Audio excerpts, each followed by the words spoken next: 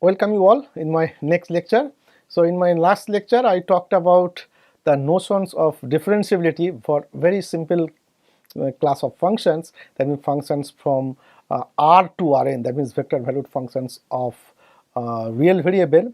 But as I told you that next couple of lectures I will talk about the concept of partial derivative, directional derivatives, then total derivatives, then there is a concept of tangent plane, normal line of a surface, then chain rule and higher order derivatives, that we will see when I will talk about the concept of differentiability for functions from Rn to R or Rn to Rm. Those are the concepts which automatically come. Okay. So before that, just in my last lecture I talked about notions of differentiability from R to Rn, and a couple of applications I will discuss, and then I will go kind of discuss about the differentiability from different set of functions, like functions whose domain is Rn but range is R, that means real valued functions of vector variable, or Rm valued functions of vector variable, and functions from Rn to Rm.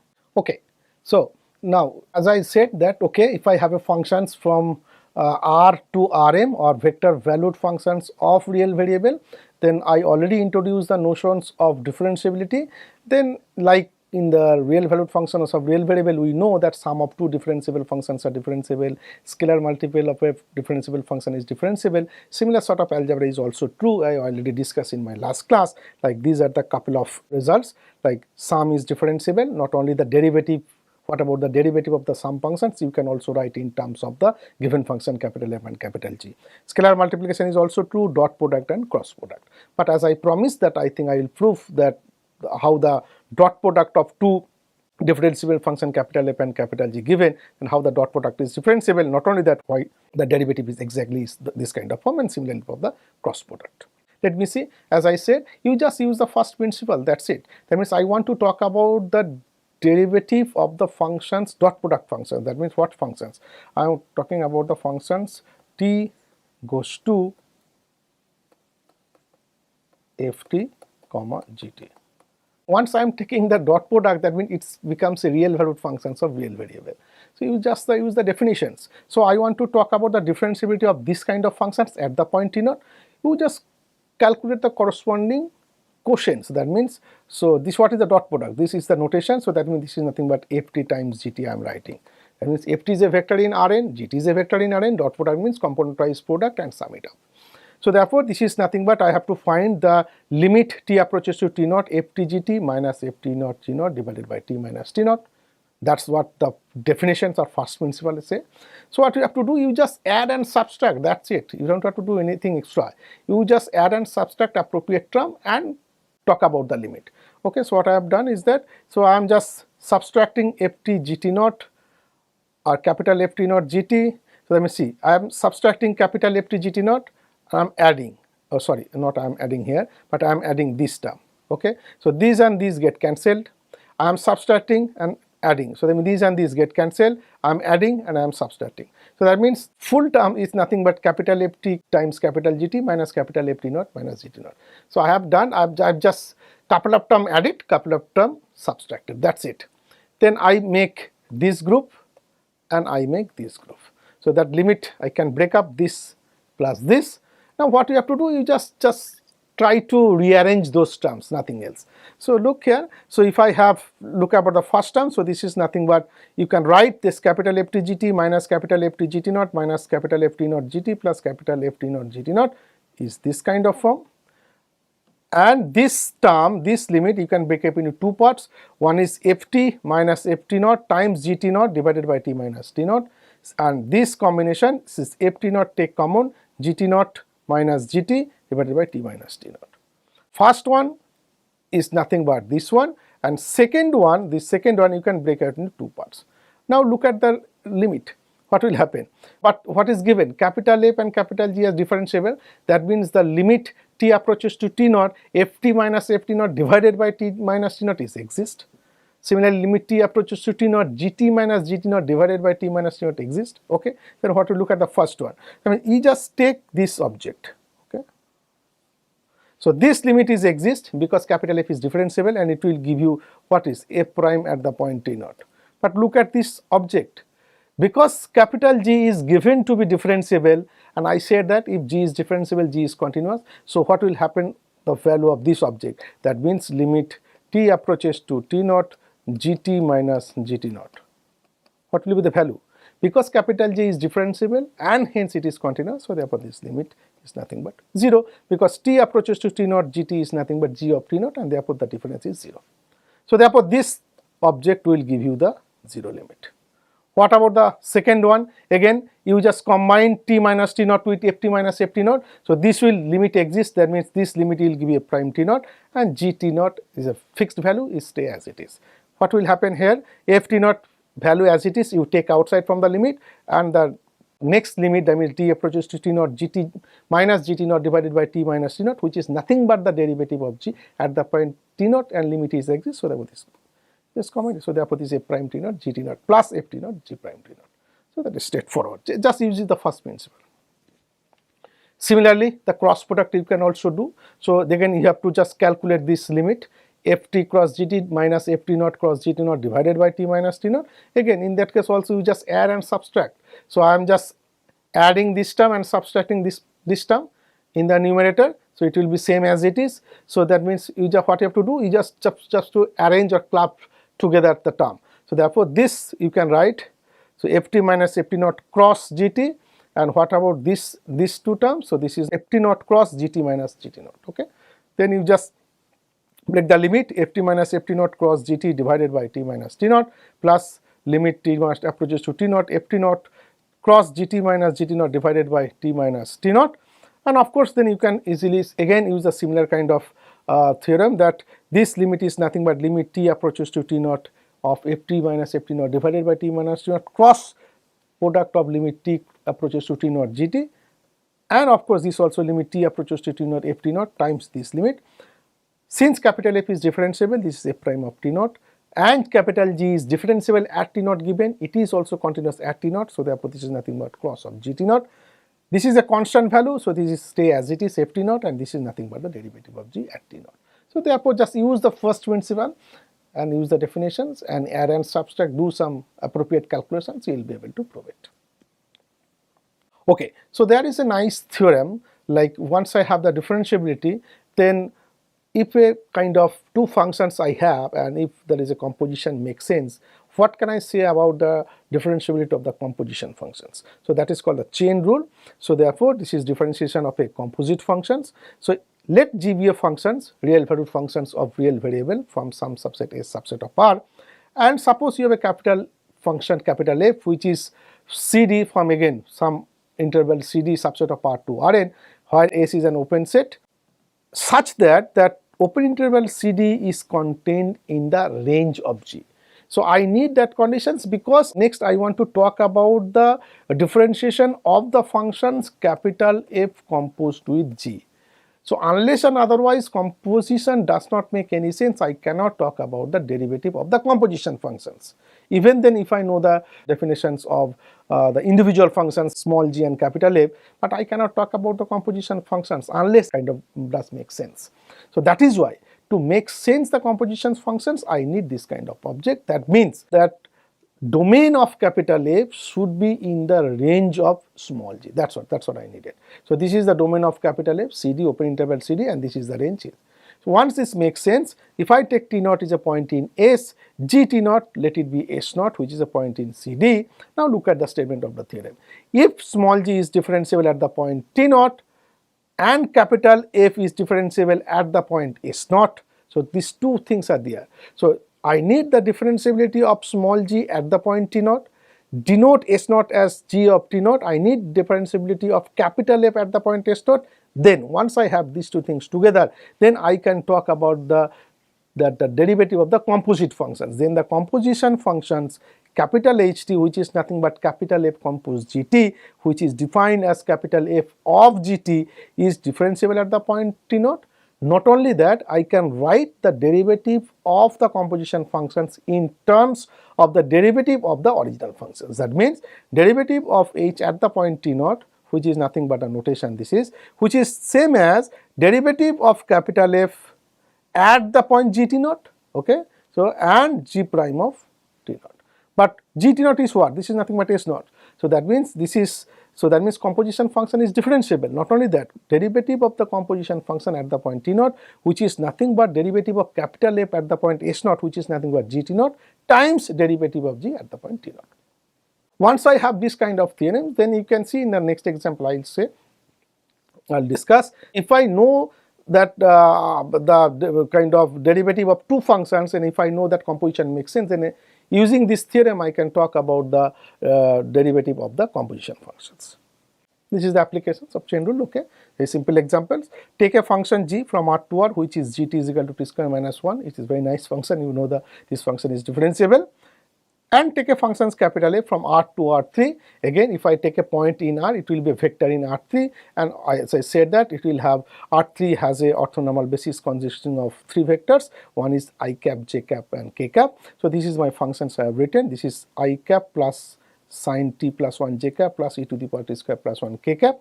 Now I am defining a new functions capital H, which is nothing but a composition functions. Capital H of t is nothing but capital F of gt. So now I want to calculate the composition function derivative at the point t using the composition rule. That means you first get the derivative of small g, get the derivative of capital F, and use the earlier theorem, you will be able to say the derivative of the composition functions. So small g is very nice function, you can just calculate the derivative, it is 2t. Capital F is also very nice function, because what are the component functions? First component function is 1, second component function is sine of t plus 1, and third component function is e to the power t square plus 1. Each of the component functions are differentiable. So, and what is the derivative? You just take the derivative of the corresponding function. So, first component function is constant, so therefore the derivative is 0. Second component function is sine of t plus 1. What is the derivative? Cosine of t plus 1. And third component function is e to the power t square plus 1. That is also nice functions. And what is the derivative? You just calculate it, e to the power t square plus 1 times 2t.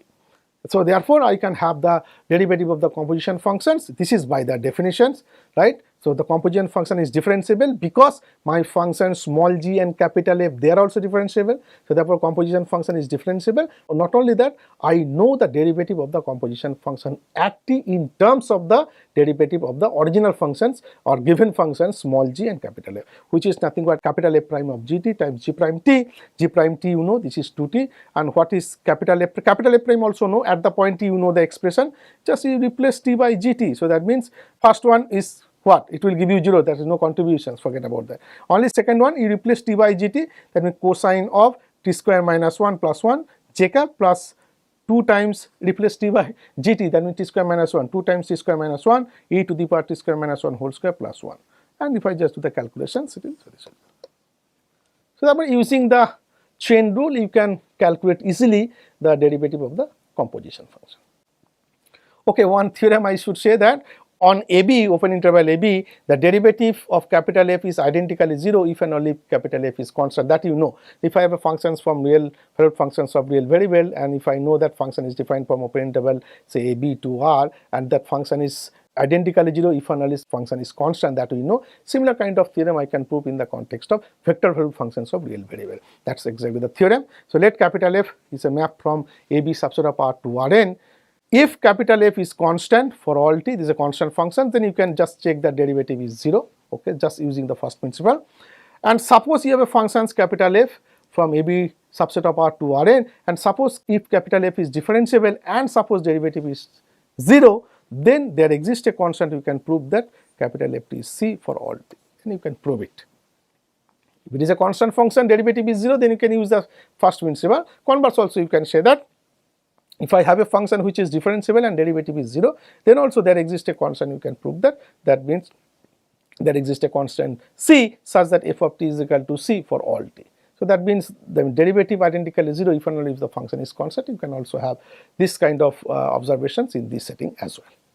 Okay, so as I said, or as I promised that okay, I kind of give some applications of, since I have the notions of differentiability of vector valued functions of real variable, then you will see there are a couple of applications, you will have nice applications, okay.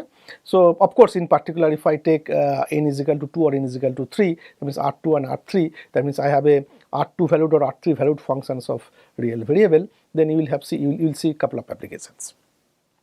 Okay, before I need to give some applications, I need those concepts. So, what are the concepts? That is called closed curves.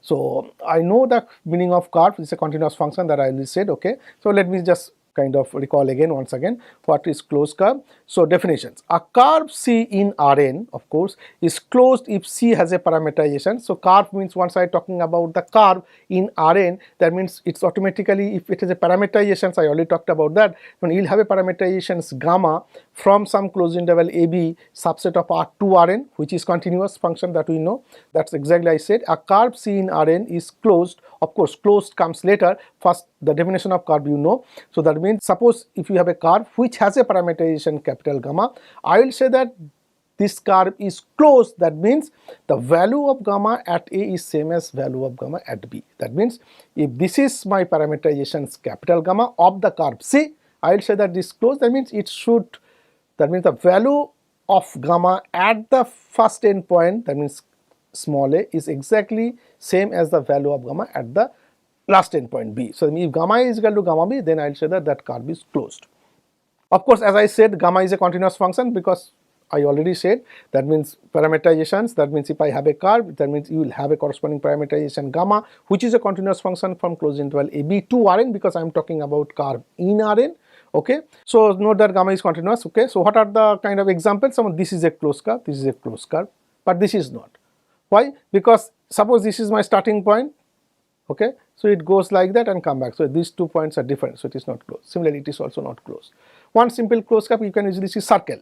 So for example, what is the parameterization? So suppose I have a gamma from say 0 to 2 pi, okay, subset of R to R2, okay. So how do I define? Say gamma t is cosine t plus I sin t, okay. Now at t is equal to 0, what is the value? Gamma 0 is 1, so sin 0 is 0. And at gamma 2 pi, what will happen? Again, sin 2 pi is 0 and cos 2 pi is 1, again 1. So therefore gamma 0 is equal to gamma 2 pi. Okay. So therefore if I draw a picture, it will be like that. So gamma 0 means I am starting with this point, okay, and coming by this. So this is a closed curve.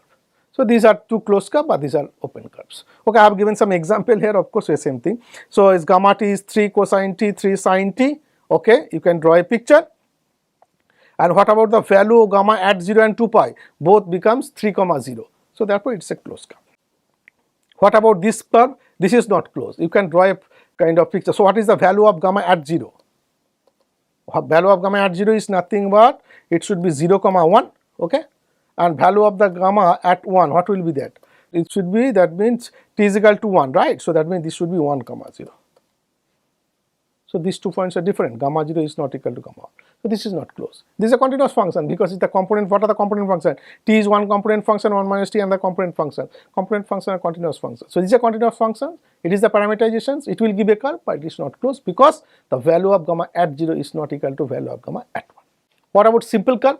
So a curve C in Rn is simple if C has a parameterization, say gamma, okay, where I is an open interval in R, such that any two interior points T1, T2 of I, if T1 not equal to T2, it should imply Ft1 not equal to Ft2. That means if I have a curve gamma in Rn, okay, then it will have a parameter. Suppose it has a parameterization capital gamma.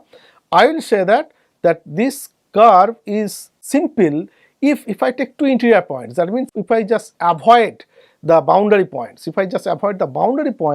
then if I take any two distinct interior points, that means the gamma should be injective or 1, 1. That means if T1 not equal to T2, gamma T1 not equal to gamma T2.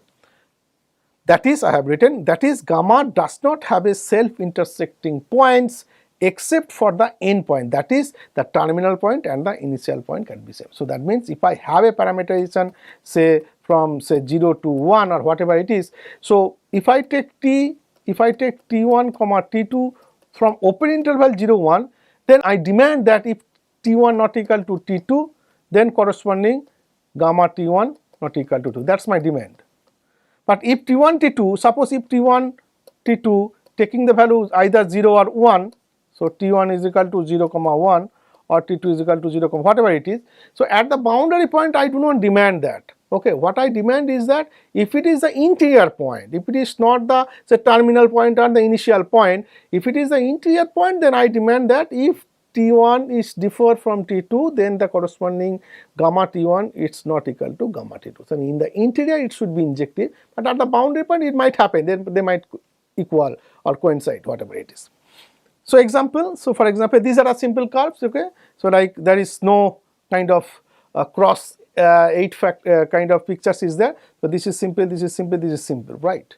But this is not simple, because if I take here they cut at one point, that means you have one T1, the value is same as another point T2 is same in the parameter. Similarly, you have also, this is not a simple curve. Example I have given, for example, if I take gamma T, again if you just draw it, it's a circle and it is simple curve, because at the end point 0 and 2 pi they coincide. So I don't care about that. But what I do care about is the interior. Interior, you will say it satisfies this kind of property. So therefore it is a simple curve. What about this one, gamma T sin T? So this is actually not simple. Why? Look, so for example, if you can easily find 2 points in between 0 to 2 pi, because these are periodic functions, then this value will be same. So therefore you can check that this is a function which is not simple. Even though it gives a curve, of course it's component function or continuous function, but it is not simple. That means get 2 points T1, T2 which are interior point, that means lies in open interval 2 pi, T1 not equal to T2, but the corresponding gamma T1 is exactly equal to gamma T2. Because of this cosine T and sine 2T, you will get it. So therefore this is not simple, but this is simple curve. There is another concept of curve that is called smooth curve. A smooth curve means what? A curve C, I say that it is smooth if, suppose C has a parameterization capital gamma, where I is the open interval AB, or say closed interval or I is equal to, or whatever it is either the open interval or the closed interval or the whole R. Suppose this is the parameterization of the curve capital C. What are the kind of conditions I am pushing? I am thinking that, okay, gamma prime T exists at each interior point. That means if I take any point T from the interior except the boundary point, derivative should exist. Not only that, derivative should be non-zero at the point. If these things happen, then I will say that my curve C, which is smooth curve actually. So curve, we know, once you have a curve, then with the corresponding parameterization is there. I demand that, suppose it is as a parameterization, if I take any interior point, it should be differentiable, that means gamma prime 2 should exist. So curve means what? It is a continuous function, I know. Now here I demand little more. That means if I take any T from the interior, that means either from the open interval, or so if I take I is equal to closed interval AB, then it should T coming from open interval AB. So I demand one step more. That means I demand that it should be differentiable at the interior point. Not only that, derivative should be non-zero. If these things happen, then I will say that my curve is smooth. There are a couple of examples I have given. For examples, this is a smooth curve. You can draw this curve gamma T A cosine T A sin T. It will be a circle, you can easily see, and it is a smooth curve, okay, because these are the component functions, and we know the differentiability of the original functions, because it's a functions from where to where, R to R2, right? So that means in R2 you have two component functions. If the component function is differentiable, then the original function is differentiable. What are the component functions? They are cosine functions, sine functions, very nice functions. These are differentiable functions. So that it is differentiable. So only part you have to ensure that derivative should be non-zero, that you can easily calculate and say that this is also non-zero. So that means this is a smooth curve. Similarly, once you have gamma T replace A by B, that is also a smooth curve. Okay, again you can take, this is a function, this is a combination of polynomial function of T, right? The polynomial function of T, this is a polynomial function of T. So therefore component functions are very nice, they are differentiable. So that means gamma prime T exists for each T interior, and also you can check the derivative is non-zero. Okay, so these are all examples of smooth curve. Okay, I have just written one part, is that smooth curve is a curve without any sharp corner. So that means it should not have picture like this sharp. There should be a bend kind of thing. Yeah. So this kind of things. I do not want this kind exactly sharp corner. It should not be like that. There should be a small bend like that, because I need the differentiability, and you know differentiability means it should not be sharp. It should be little bend will be there. So that's I have written. So smooth curve is a curve without any sharp corners.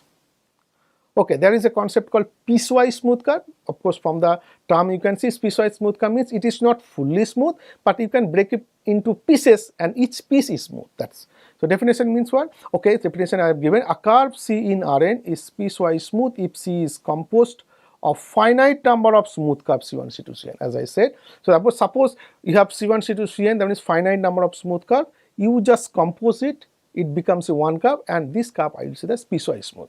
Such that, okay, so I think, so that means the compose mean how to compose it. So I have written such that the end point of Ck is the initial point of Ck plus 1. So that means take n number of smooth curves, join in such a way so that end point of ck is nothing but the initial point of ck plus 1, it will give you a curve, and that curve is piecewise smooth. For example here, so this is one smooth curve, this is one smooth curve, this is one smooth curve. Suppose this is C1, this is C2, this is C3. So I am joining C1, the final point of C1 is nothing but the initial point of C2. Final point of C2 is nothing but initial point of C3. So if I have this one, so this is smooth, this is smooth, this is smooth. So but I have only sharp corner, but I do not demand that one. So that means I am just, the full curve is there, I am just breaking into finitely many pieces and each of them are smooth, so it is a piecewise smooth. Similarly this one, it is at a sharp corner, but each of them, this piece, this piece, this piece are smooth, and this is the combinations of smooth curve, so therefore this is piecewise smooth. Similarly this, so you can draw something like this is piecewise smooth. You forget about that corner, okay. So this is smooth, this is smooth, this is smooth, but I composed it because the initial point of this is nothing but the final point of this is nothing but the initial point of this one. Similarly, final point of this one is nothing but the initial point, and so on and so forth. So this is a smooth curve. Okay, I have given the examples. Boundary of a triangular region is a smooth curve. Rectangular path is smooth curve. Polygonal path formed by a finite number of line segments, that is also a smooth curve. Smooth means piecewise smooth, I should say, not smooth, piecewise smooth. So that means you have finitely many smooth curves and you have to just compose it in such way so that the end point of ck, it should be the initial point of ck plus 1. If you have joined like that, then the full curve not smooth, but it is piecewise smooth. That means I have a breakup into finitely many pieces and each of them is smooth. Okay, so once I have that one, then I can easily talk about the length of piecewise smooth curve. What is the definitions? So okay, let C be a piecewise smooth curve. Okay, so it is not smooth. Piecewise smooth means that piecewise smooth means I have a finite number of breakup and each piece is smooth. So once I have a curve, then it will have a parameterization. So let it be C is gamma t, t running from closed interval a to b. It is a parameterization. Then the length of the curve C from the point gamma a to gamma b is defined by this object. Because gamma is a function from where? Gamma is a function, suppose I have a piecewise smooth curve in Rn, R2 or R3, whatever it is. That means gamma is a map from closed interval AB, subset of R, to say R2 or R3 or Rn, whatever it is, okay? Vector valued functions. Then smooth means, of course, piecewise smooth means what? That means it is not smooth on full AB. However, if I take finitely many points out of AB, then it is smooth. That means, and I know the notions of differentiability of this kind of functions from AB to Rn, okay. So therefore, once I have the notions of differentiability, that means the vector gamma prime t, I know it is a vector in Rn, and then the corresponding norm makes sense. So therefore, once I have a piecewise smooth curve in Rn, then I can talk about the length of the curve. And what is that? What you do, because gamma prime t makes sense, it is a vector in Rn, take the norm and just do that integration, finite integration, Riemann integrations a to b gamma prime t dt. Okay, so one can have it, since my curve is piecewise smooth, then this integral exists and this is nothing but the length of the curve. So this is one of the applications of the concept of derivative of vector valued functions of real variable I have given. So this is the one of the applications. That means talk about a smooth curve or piecewise smooth curve, then it will have a parameterizations. It is a function from some subset of R to Rn, okay. And since it is piecewise smooth, that means gamma prime t exists on the interval closed, it's a parameterization from say closed interval AB to Rn, except finitely many points in closed interval AB, it is actually differentiable, okay. Once it is differentiable, it is a vector in Rn, so you can make sense the norm, you just take the norm and you do integration, the value of the integration is nothing but the length of the curve. One example, just see. So find the length of the curve C gamma t is equal to cosine t sin t t, okay. So you have to talk about the derivative, okay. So of course, what is the derivative? Each of the component functions are very nice. It is a sine function, cosine functions and wave functions, okay. So what is the derivative? Derivative is minus sin t, cosine t and 1, okay.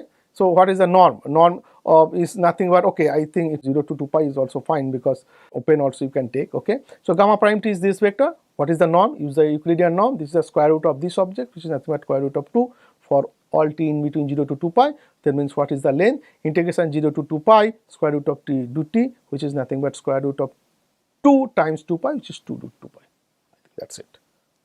Okay, so I think I should stop here. So that means one of the nice applications we have seen is that if I have the notions of differentiability of vector valued functions of real variable, then if I take a piecewise smooth curve in Rn, or in particular in R2, R3, then I can talk about the length of the curve, because I know the notions of the, because once I have a piecewise smooth curve, then I will have the corresponding parameterizations, right? Parameterization is a map from some subset of R to Rn.